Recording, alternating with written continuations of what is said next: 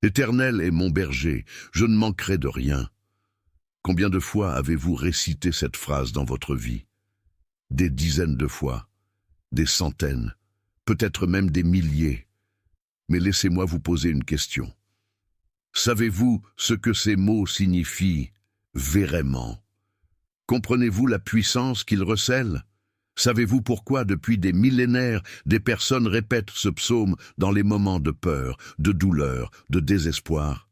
Rudolf Steiner, le philosophe et clairvoyant, fondateur de l'anthroposophie, a révélé quelque chose de profondément troublant à propos du psaume 23. Il a dit que ce psaume n'est pas seulement une prière de consolation, c'est un rituel de protection spirituelle, ancien. Un rituel où chaque mot, chaque phrase active des forces spécifiques du monde invisible. Mais l'Église a transformé ce rituel en une répétition vide. Les gens récitent les mots sans conscience, sans compréhension, sans rien activer. Et c'est pour cela que tant de personnes récitent le psaume 23 toute leur vie et restent sans protection, continuent d'avoir peur, restent vulnérables. Aujourd'hui, je vais vous montrer la vraie signification de chaque phrase de ce psaume, la signification que Steiner a dévoilée grâce à sa clairvoyance. Et quand vous comprendrez, vous ne réciterez plus jamais ces mots de la même manière, jamais. Mais avant, je dois vous expliquer quelque chose de fondamental sur le fonctionnement des prières dans le monde spirituel. Steiner nous a enseigné que les mots ne sont pas que des sons. Ils sont des vibrations, et les vibrations ont un pouvoir dans le monde spirituel. Quand vous prononcez un mot, vous ne faites pas que déplacer de l'air.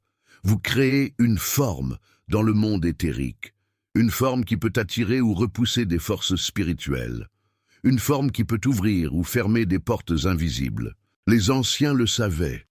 Les prêtres d'Égypte le savaient, les initiés de Grèce le savaient, les maîtres d'Israël le savaient. C'est pourquoi les prières ont été créées avec soin. Chaque mot a été choisi, chaque séquence a été pensée. Ce n'était pas de la poésie par hasard, c'était de la technologie spirituelle. Le psaume 23 est l'une de ces technologies. Il a été composé, selon la tradition, par le roi David. Mais Steiner voyait au-delà de la tradition. Il voyait que David, lorsqu'il a composé ce psaume, était dans un état d'inspiration profonde. Les mots ne venaient pas seulement de l'esprit de David, ils venaient de dimensions supérieures. Ils ont été dictés par des forces spirituelles qui savaient exactement ce qu'elles faisaient. Chaque phrase du psaume 23 active une protection spécifique. Et quand vous récitez le psaume entier dans la séquence correcte, avec la conscience correcte, vous activez un bouclier complet autour de vous. Mais quand vous récitez sans conscience, sans comprendre ce que vous dites, le pouvoir se perd. Les mots deviennent seulement des sons vides qui se dissipent dans l'air. Alors, allons-y, psaume par psaume, phrase par phrase. L'Éternel est mon berger, je ne manquerai de rien. Que signifie berger ici? Ce n'est pas seulement une métaphore poétique sur les brebis et le troupeau, c'est beaucoup plus profond. Steiner a expliqué que le berger représente le moi supérieur, cette partie de vous qui est divine, qui est connectée directement aux forces créatrices de l'univers, cette partie qui connaît le chemin, qui connaît votre destin, qui guide votre âme à travers les incarnations. Quand vous dites « L'Éternel est mon berger », vous affirmez que votre moi supérieur est aux commandes. Pas votre ego, pas vos peurs, pas vos anxiétés, le moi supérieur. Et quand le moi supérieur est aux commandes, je ne manquerai de rien. Parce que le moi supérieur sait ce dont vous avez vraiment besoin. Il voit au-delà du moment présent. Il connaît le plan supérieur de votre vie. Mais voici le secret que l'Église n'enseigne pas. Pour que cette phrase ait du pouvoir, vous devez la ressentir comme une vérité. Il ne suffit pas de répéter. Vous devez, au moment où vous la prononcez, vous en remettre à votre moi supérieur. Vous devez lâcher le contrôle de l'ego. Vous devez faire confiance. Si vous dites « L'Éternel est mon berger », tout en restant agrippé à vos préoccupations, la phrase n'active rien. Elle doit être accompagnée d'un acte intérieur de lâcher prise. Il me fait reposer dans de verts pâturages, il me dirige près des eaux paisibles. Cette phrase parle de nutrition spirituelle. Les verts pâturages représentent les forces éthériques vitales. Le monde éthérique, selon Steiner, est le monde de la vie, des forces qui maintiennent tout vivant et en croissance. La couleur verte, dans le symbolisme spirituel, est la couleur de l'éthérique, de la vitalité, de la guérison. Quand vous dites « il me fait reposer dans de verts pâturages », vous invoquez ces forces de vie pour vous nourrir. Vous demandez que votre corps éthérique soit fortifié, que votre vitalité soit renouvelée, que vos forces de guérison soient activées. Les eaux paisibles représentent le monde astral purifié. Le monde astral est le monde des émotions, des désirs, des passions, mais il peut être turbulent ou calme. Les eaux agitées représentent les émotions décontrôlées, la peur, la colère, l'anxiété. Les eaux paisibles représentent la paix émotionnelle, l'équilibre, la sérénité. Quand vous dites « il me dirige près des eaux paisibles », vous demandez que votre monde émotionnel soit apaisé, que les tempêtes internes soient calmées, que vous trouviez la paix au milieu du chaos. Cette phrase, récitée avec conscience, a le pouvoir réel d'apaiser l'esprit et le cœur. Beaucoup de personnes en crise de panique récitent le psaume 23 et ressentent un soulagement.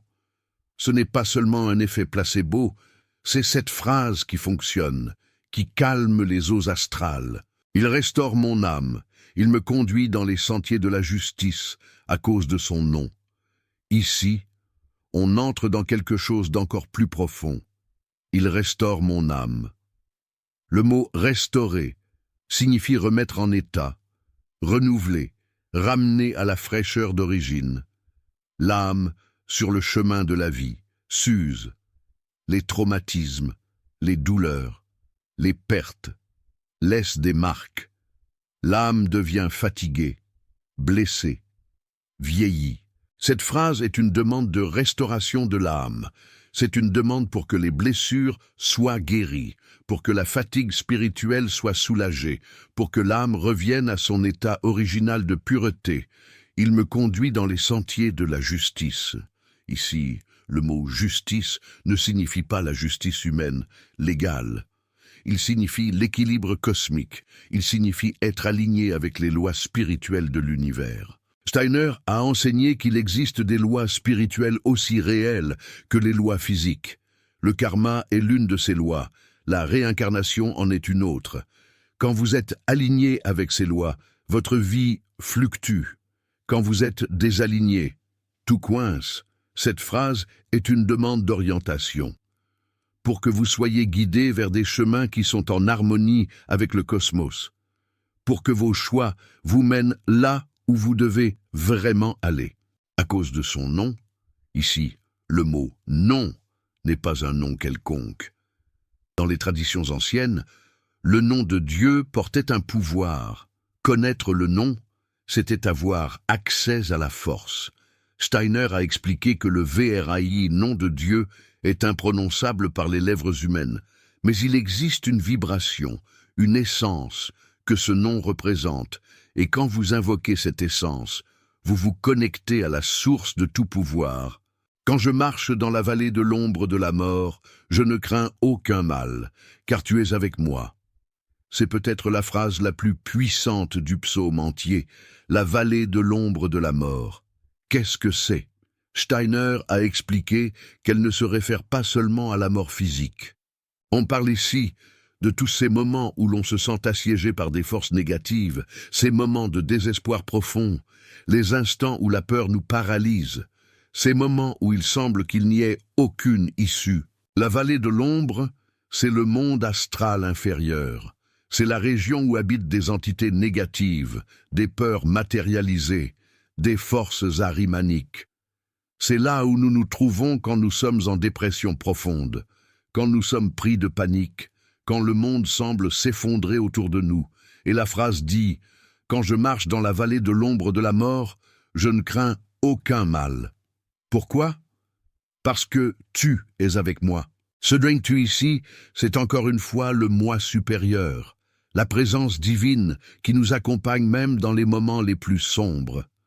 Rudolf Steiner nous a enseigné que le moi supérieur ne nous abandonne jamais, même quand tout semble perdu. Il est là. Même quand nous ne parvenons pas à le sentir, il est présent. Cette phrase, récitée avec conscience, est une invocation de protection dans les profondeurs. C'est un bouclier pour quand vous traversez le pire moment de votre vie. Mais le secret, c'est qu'il faut réellement sentir que l'on n'est pas seul. Il faut avoir confiance que la présence divine est avec vous. Si vous prononcez les mots, mais continuez à vous sentir abandonné, le pouvoir ne s'active pas. Ta houlette et ton bâton me rassurent. Houlette et bâton, deux instruments du berger, mais que représentent-ils spirituellement? Steiner expliquait que la houlette représente le pouvoir d'éloigner le mal. C'est un instrument de protection active. Quand des forces négatives s'approchent, la houlette les repousse. Le bâton représente le pouvoir de guider. C'est un instrument de direction. Quand vous êtes perdu, quand vous ne savez pas où aller, le bâton montre le chemin.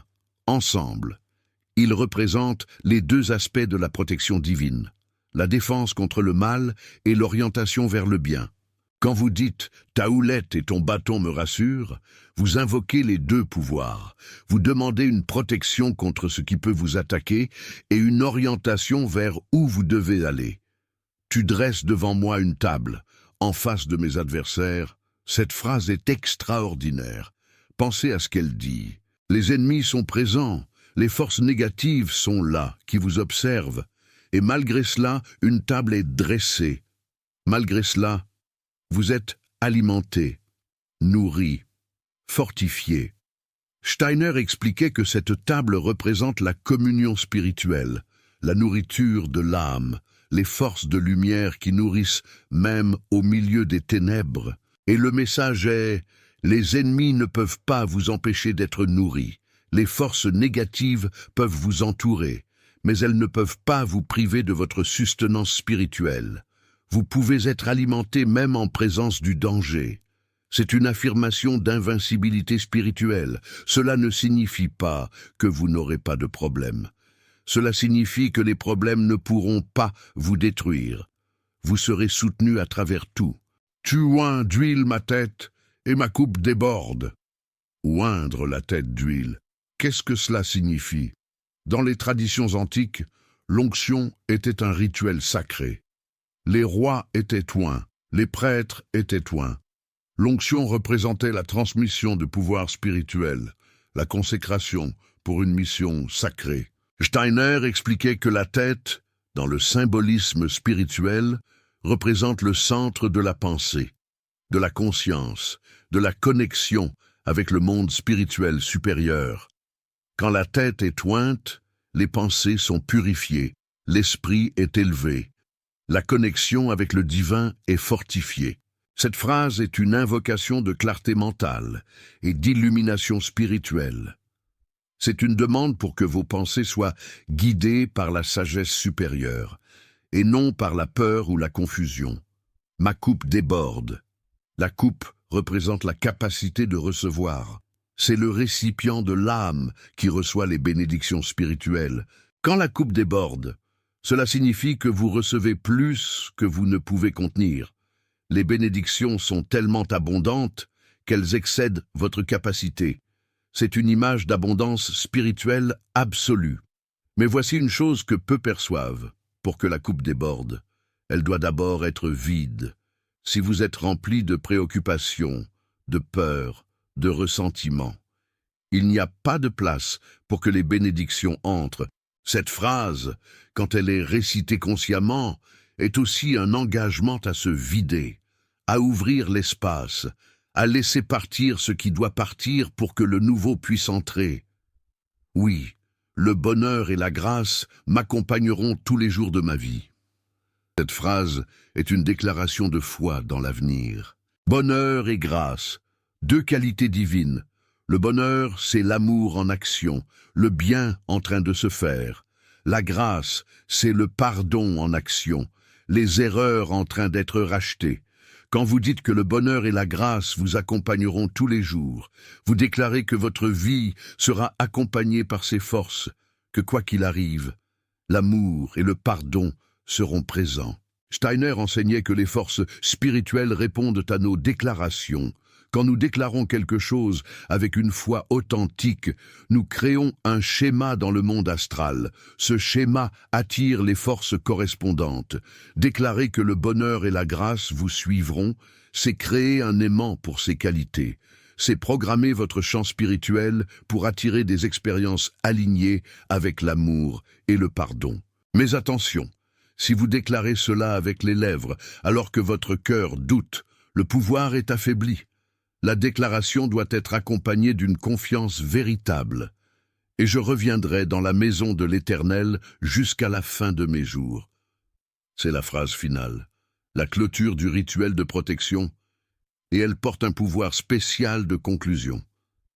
Steiner expliquait que dans tout rituel véritable, la clôture est aussi importante que l'ouverture. Le psaume a commencé en établissant la connexion avec le moi supérieur, le berger divin. Maintenant, il se clôt en affirmant l'éternité de cette connexion.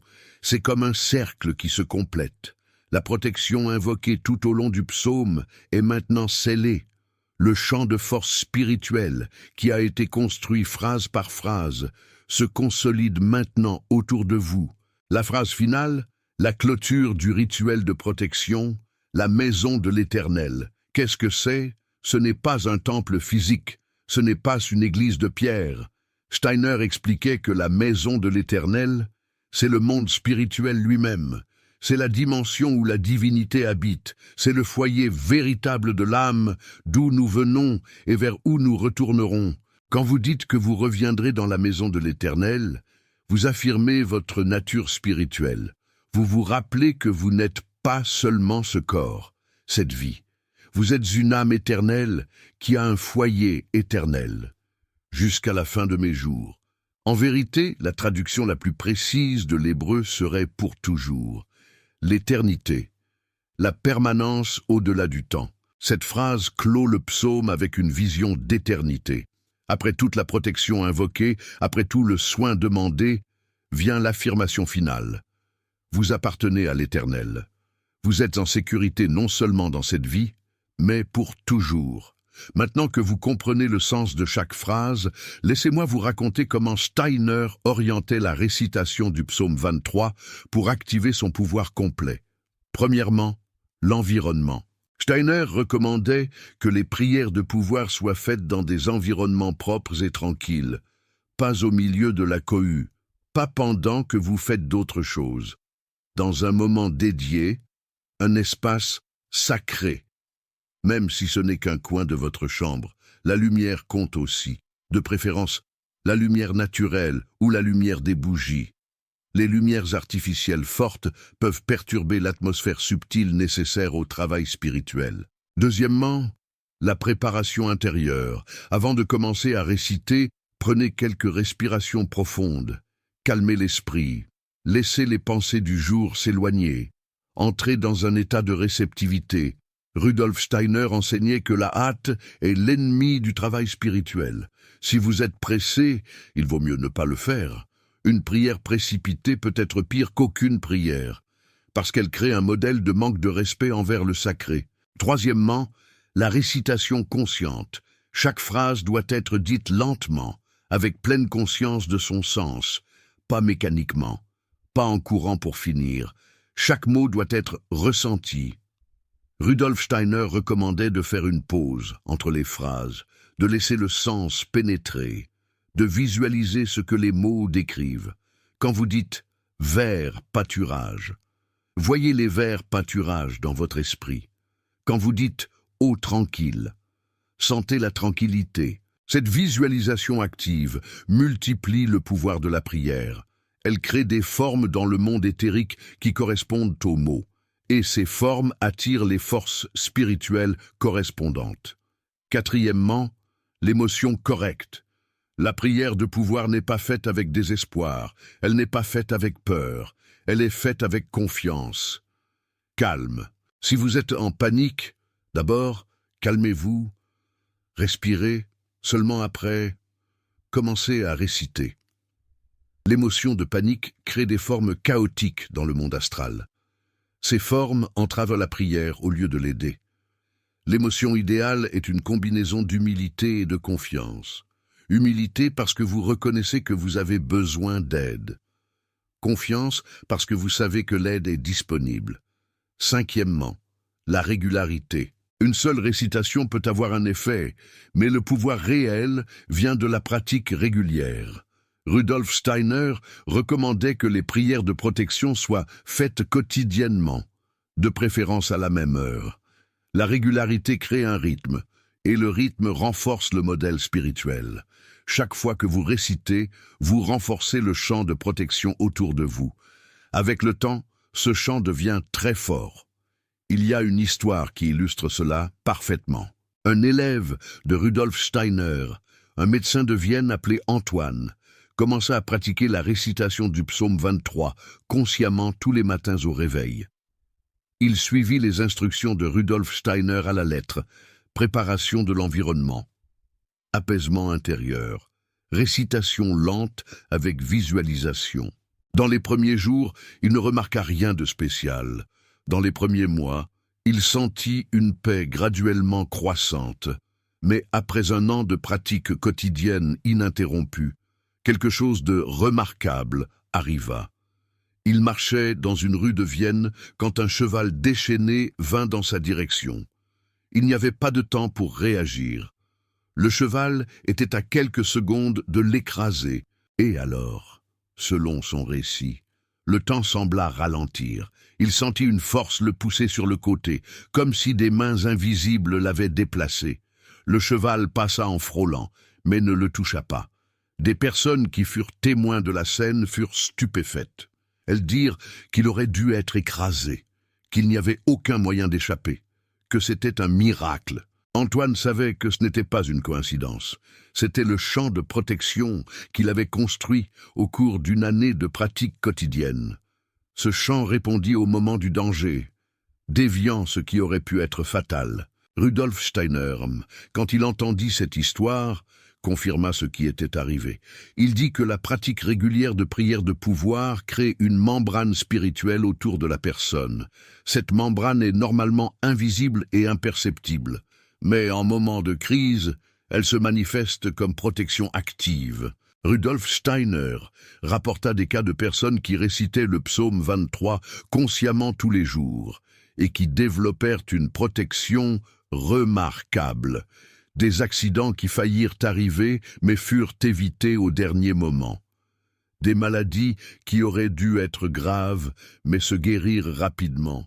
Des situations qui semblaient sans issue mais trouvèrent une solution inattendue.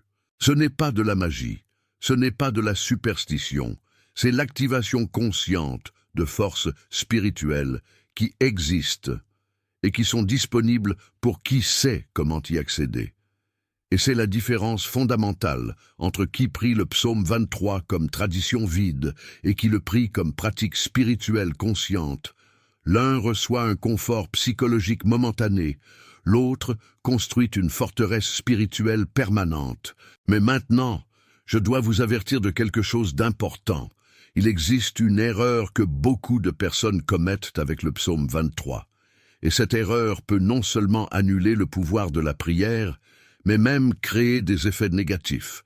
L'erreur est d'utiliser le psaume comme béquille pour éviter l'action.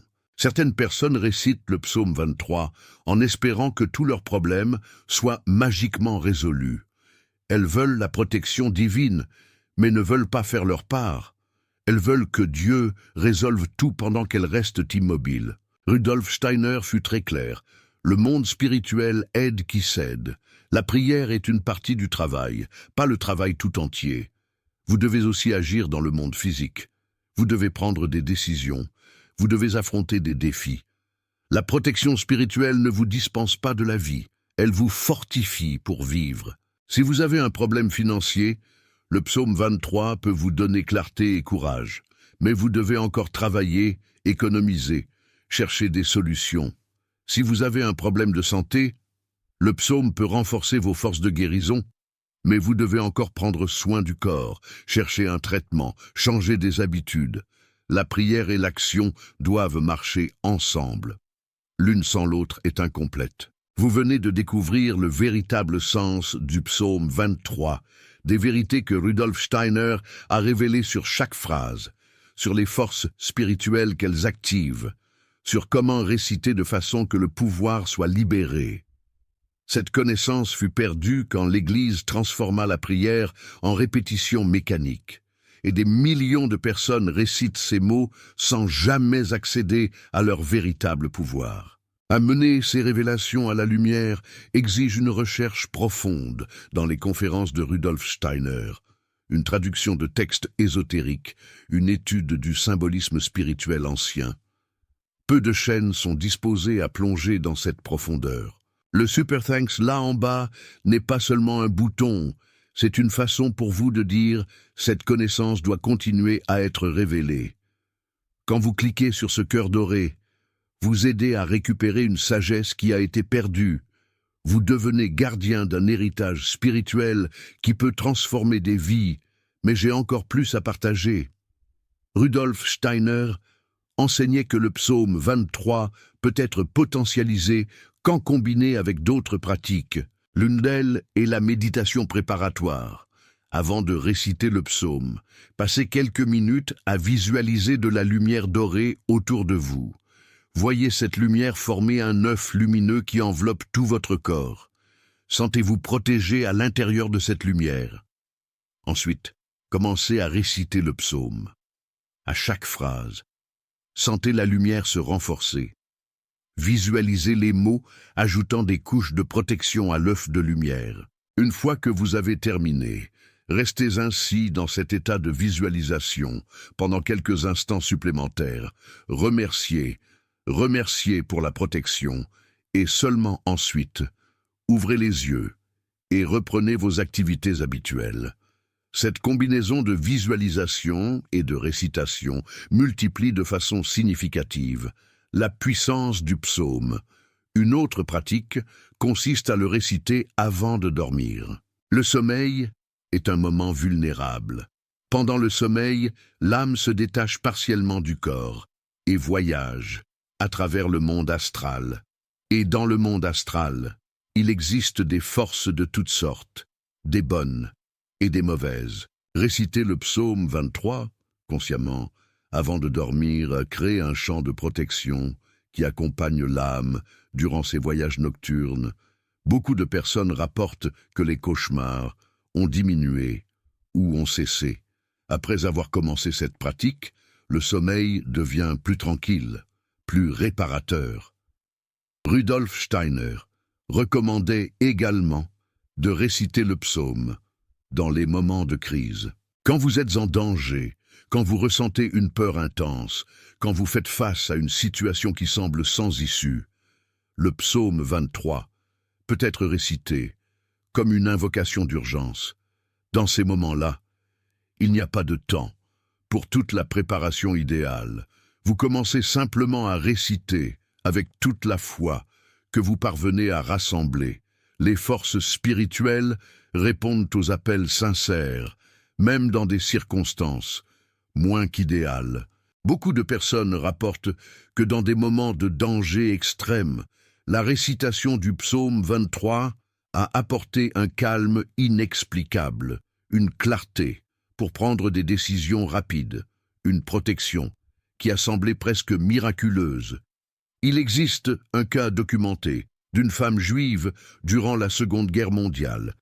Elle était transportée vers un camp de concentration. Le train était rempli de personnes, terrifiées. La mort semblait certaine. Elle a commencé à réciter le psaume 23 mentalement, répétitivement, durant tout le voyage. Selon son récit postérieur, elle est entrée dans un état de paix profonde, qui ne correspondait pas à la situation. C'était comme si elle était enveloppée par une bulle de calme, au milieu du chaos. Quand le train est arrivé à destination, il s'est passé quelque chose qu'elle n'a jamais réussi à expliquer, le garde, qui devait envoyer son groupe vers les chambres à gaz, au dernier moment, a pointé vers un autre chemin.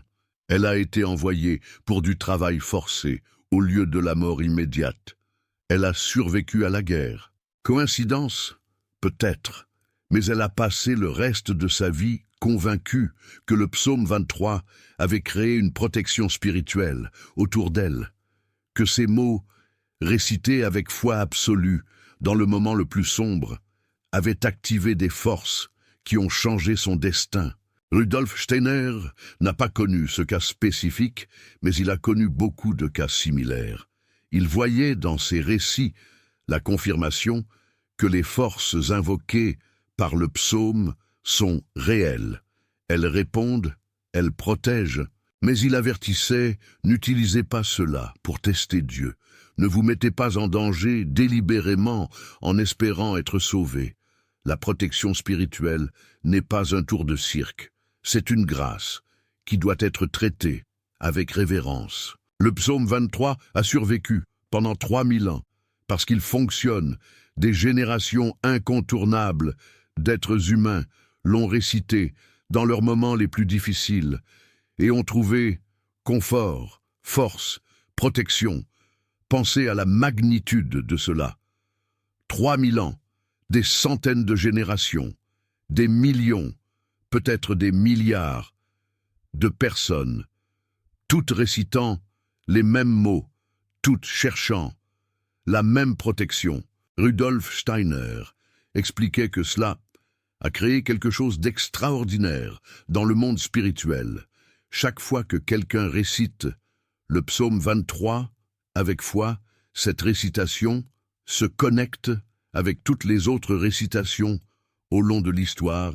C'est comme s'il y avait un fleuve d'énergie spirituelle formé par toutes ces prières, et vous pouvez vous connecter à ce fleuve. Cela signifie que quand vous récitez le psaume 23, vous n'êtes pas seul, vous vous joignez à un courant d'êtres humains qui ont récité les mêmes mots avant vous, rois et mendiants, saints et pécheurs, sages et ignorants, tous unis par la même prière. Et ce courant collectif fortifie votre prière individuelle. La foi de tous ceux qui sont venus avant vous s'ajoute à votre propre foi. Le pouvoir accumulé au long de 3 millénaires devient disponible pour vous. C'est pourquoi les psaumes ont un pouvoir que les prières inventées récemment non pas que les prières nouvelles soient invalides, mais elles n'ont pas la même histoire, le même courant, le même poids spirituel accumulé. Quand vous récitez le psaume 23, vous accédez à un patrimoine spirituel de l'humanité. Mais la plupart l'ont récité sans comprendre, ont répété des mots sans conscience et ont reçu seulement une fraction du pouvoir disponible. Maintenant, vous savez plus. Maintenant, vous comprenez ce que chaque phrase signifie et active. Maintenant, vous pouvez réciter de façon consciente, potentialisant chaque mot. Utilisez cette connaissance, ne laissez pas qu'elle soit seulement une information dans votre esprit. Transformez-la en pratique. Commencez aujourd'hui, récitez le psaume 23 avec conscience, avec visualisation, avec foi, et observez ce qui change dans votre vie. Rudolf Steiner a dédié sa vie à récupérer la sagesse spirituelle qui a été perdue ou distordue. Il voulait que les êtres humains aient accès aux outils réels de transformation spirituelle. Le psaume 23, compris correctement, est un de ces outils, et maintenant cet outil est dans vos mains.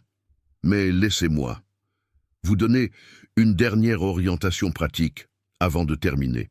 Si vous n'avez jamais pratiqué le psaume 23 consciemment, avant, commencez lentement. Durant la première semaine, lisez seulement le psaume une fois par jour, en méditant sur la signification de chaque phrase. Utilisez les explications que j'ai partagées ici. Laissez chaque phrase pénétrer dans votre entendement. Durant la 2e semaine, commencez à réciter à voix haute, lentement, une phrase par respiration, sans vous presser, en sentant chaque mot. Durant la 3e semaine, ajoutez la visualisation. Voyez la lumière dorée, voyez les verts pâturages, sentez les eaux tranquilles, visualisez la table préparée, l'huile sur la tête, le calice transbordant. Durant la 4e semaine, établissez l'horaire fixe. Tous les jours, au même moment, créez le rituel, faites-en une partie de votre routine sacrée et continuez, mois après mois, année après année. Le pouvoir se construit avec le temps. La protection se fortifie. Avec la pratique, le champ spirituel se solidifie. Avec la régularité, Rudolf Steiner disait que les plus grandes transformations spirituelles ne viennent pas d'expériences dramatiques, uniques. Elles viennent de la pratique consistante, au long du temps. C'est la goutte d'eau qui perfore la pierre. C'est la semence qui germe lentement jusqu'à devenir arbre. Le psaume 23, pratiqué avec conscience et régularité, peut devenir le fondement de votre vie spirituelle, le bouclier qui vous protège, l'encre qui vous stabilise, la lumière qui vous guide. Utilisez cette connaissance. Ne laissez pas qu'elle soit seulement des mots que vous avez entendus. Transformez-la en expérience vécue. Commencez aujourd'hui. Maintenant, dites-moi quelle phrase du psaume 23 vous a le plus impacté après cette explication. Quelle signification vous n'aviez jamais perçue avant? Commentez ici. Et si vous utilisez déjà le psaume 23 dans votre vie, racontez. Comment a été votre expérience? Rudolf Steiner croyait que la connaissance ne se complète que quand elle est partagée. En racontant votre expérience dans les commentaires, vous ne faites pas seulement un meilleur travail de traitement de ce que vous avez appris, vous aidez également d'autres qui sont sur le même chemin. Votre histoire pourrait être exactement ce que quelqu'un avait besoin d'entendre aujourd'hui. Je veux lire ce que vous avez à raconter. Votre expérience est importante. Chaque histoire est une graine de transformation, une étincelle. Et Rudolf Steiner, avec sa sagesse profonde, nous l'a toujours rappelé. Chaque individu, chaque expérience est un fragment unique du grand puzzle de l'existence. Votre voix compte. Osez la faire entendre. Ne la laissez pas s'éteindre. Partagez votre récit, votre perspective, votre vérité. Le monde a soif d'authenticité, d'espoir et de connexion humaine. Votre histoire, si singulière soit-elle, peut résonner chez quelqu'un, lui offrir un réconfort inattendu, un nouvel éclairage, une force insoupçonnée. Elle peut inspirer, guérir, transformer. Alors n'hésitez plus. Ouvrez votre cœur, laissez les mots jaillir et offrez au monde le cadeau précieux de votre expérience. Un cadeau inestimable. Souvenez-vous, l'Éternel est votre berger. Il guide vos pas, même dans la vallée de l'ombre de la mort. Votre histoire a une valeur infinie. Elle est un reflet de votre âme, une lumière dans l'obscurité. Et comme le roi David l'a écrit dans le psaume 23, « Je ne crains aucun mal, car tu es avec moi. » Cette même force est en vous, cette même résilience. Votre histoire est une technologie spirituelle, un outil puissant de transformation, un chemin vers la compréhension. Et Rudolf Steiner nous encourageait à explorer ces technologies, à les cultiver, à les partager. Alors, écrivez, partagez, inspirez. Votre histoire peut changer le monde. Un lecteur, un cœur, une vie à la fois.